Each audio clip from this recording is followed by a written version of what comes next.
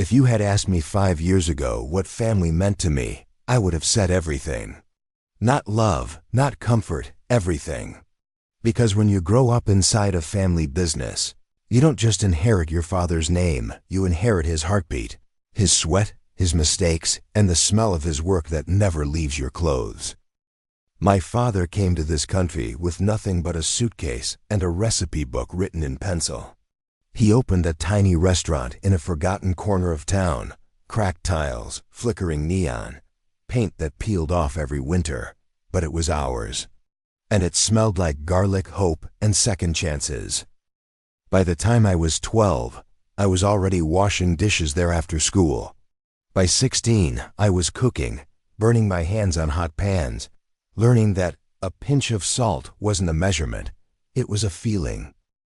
My father didn't talk much about emotions, but every meal he made was a love letter. And every time a customer smiled, that was his way of saying, I made it. I grew up believing that one day I'd take over that place, that I'd make him proud, and maybe, in some small way, fix all the broken things life had handed him. But I wasn't the only son. My brother Mark was 5 years older than me. He was the golden one, tall, confident, charming, the kind of person who never heard the word no. He didn't care for the restaurant. He thought it was too small-minded. He was chasing real money, as he called it, investments, startups, stocks, anything that could make him rich fast. Dad used to say we were two halves of the same dream. He'd tell me, Mark has vision, you have heart. Together, you'll make something bigger than I ever could. I used to believe that. God, I wish I hadn't. When my father got sick, everything stopped. He went from being the strongest man I knew, the kind who could carry 50-pound bags of flour on his shoulder, to someone who struggled to climb the stairs. He fought until the very end. And when he passed, he left behind one thing that mattered, the restaurant. The only proof that his life had meant something more than struggle. I was devastated. But I thought, at least I have the restaurant. At least I can carry on what he started. Mark came back for the funeral, of course. Expensive suit, luxury watch, fake tears. And then he stayed. At first, I thought maybe grief had changed him.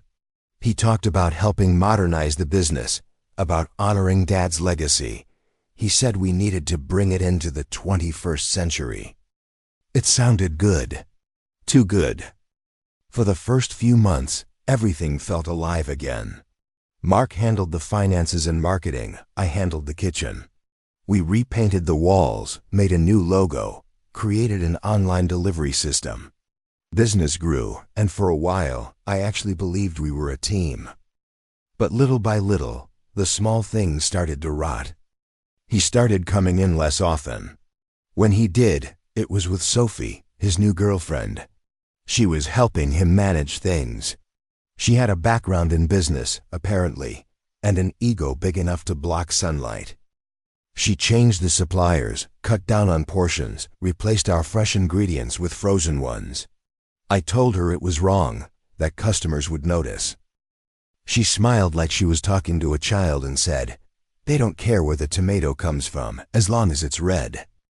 That was the first time I realized we were not preserving Dad's legacy, we were gutting it. I tried to fight back. But every time I raised a concern, Mark would defend her. He'd say, "She's saving us money. You wouldn't understand the business side." The thing is, I didn't want to understand the business side. I wanted to understand the soul of what we'd built. But in Mark's world, soul didn't matter, profit did. A few months later, he started skipping family dinners.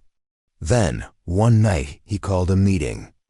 He laid out documents on the table, legal papers, contracts, numbers. He told me there was an offer, a big one. A restaurant group wanted to buy us out, rebrand, and franchise the name. I was stunned. Sell Dad's place? The place we bled for? The place that held his ashes in the garden behind the kitchen? I told him no. I told him that some things aren't for sale. He just smiled and said, Everything's for sale if the price is right. 2 weeks later, I came to work early and found the locks changed. My keys didn't fit. My apron was gone. My name had been erased from the schedule. Mark had sold it. Without me. Without even telling me. The will, it turned out, had an old clause giving him executive decision-making power in business disputes. He'd used it to override me and close the deal. I stood in front of that locked door for hours, just staring at the reflection of my own face in the glass. I remember thinking, you can lose everything in one decision that wasn't yours. He sent me a check a few days later, my share. I tore it in half. That money wasn't worth my father's name. The months that followed were hell. I drifted between jobs, cooking in other people's kitchens, pretending not to care when I passed the building that used to be ours. Then one night, while scrolling online, I saw an article. The Ember House, a new fine dining experience with heart and tradition. And there he was, Mark, standing in front of my father's restaurant, smiling for the camera, calling himself the visionary son continuing a family legacy. I swear, something inside me broke cleanly in two that night. I didn't throw things. I didn't call him. I just sat there, staring at his smug face on the screen, and whispered, "Not yet." Because I wasn't going to scream. I was going to rebuild. I found a small, broken-down bakery right across the street from the Ember House. It was old, dusty, half the size, and smelled like rot, but I didn't care. I cleaned it with my own hands, painted the walls, fixed the oven. I called it Second Son. I didn't have investors, ads, or a PR team. I had recipes. Dad's recipes. I started small, 1 table, 5 dishes, and a chalkboard menu. People laughed at first. They said, "You're opening across from your brother? You'll never make it." But I wasn't trying to compete. I was trying to heal. I cooked like it was confession. Every sauce carried a story. Every plate was a prayer. And little by little, people started to come.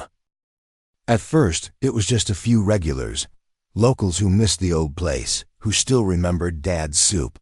Then, one night, a food blogger came in by accident.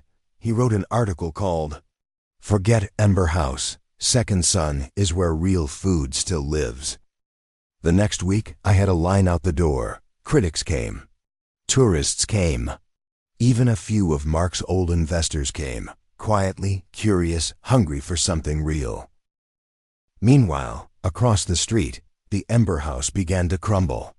They had fancy branding and high prices, but no heart. No story, no soul. Rumors started spreading. Financial trouble, staff quitting, Sophie arguing with suppliers. I didn't gloat. I just kept cooking. One night, I looked out the window and saw Sophie standing outside in the rain, staring at my sign. She eventually came in.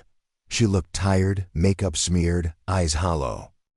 She told me Mark had been cutting corners, borrowing money under fake names, blaming me for his losses. He'd started drinking, snapping at customers, even at her. I didn't say much. I just listened. When she left, I realized she looked exactly like I used to, broken by someone else's ambition. A few weeks later, the Ember House closed. Debt, lawsuits, tax issues. Gone, like smoke in the wind. Months passed before I saw Mark again. He showed up one evening as I was closing Second Son. He looked smaller. Not physically, spiritually. His arrogance had drained out of him. He stood at the counter and said, "I ruined everything." I didn't answer. He said he'd lost everything, the restaurant, the investors, even Sophie. He asked if I could forgive him, if I'd let him work with me again, like the old days. I looked at him and saw the boy we once were, the brothers who used to sneak pieces of bread behind Dad's back, laughing when the dough stuck to our faces. And for the first time, I didn't feel hatred. I felt nothing. I told him, "You sold our family once. Don't ask to join it again." He nodded, didn't argue. Just left. I locked the door after him, turned off the lights, and stood in the quiet hum of the restaurant. The smell of tomato sauce and roasted garlic filled the air. I whispered, "We did it, Dad." Because revenge doesn't always look like fire. Sometimes it looks like peace. Sometimes karma doesn't need your anger. It just needs time and patience. And sometimes the best revenge isn't destroying the person who hurt you. It's rebuilding what they tried to take away and making it stronger. Now, Second Son is thriving. We have 3 locations. I train young chefs who don't have fathers, who just need someone to believe in them. And every Friday night, I sit at a corner table, eat a bowl of Dad's soup, and smile. Because I didn't destroy my brother. He destroyed himself. All I did was give him a mirror and kept building while he watched it crack. Sometimes revenge isn't a scream. It's a quiet kitchen, a full table, and a peace you built with your own hands.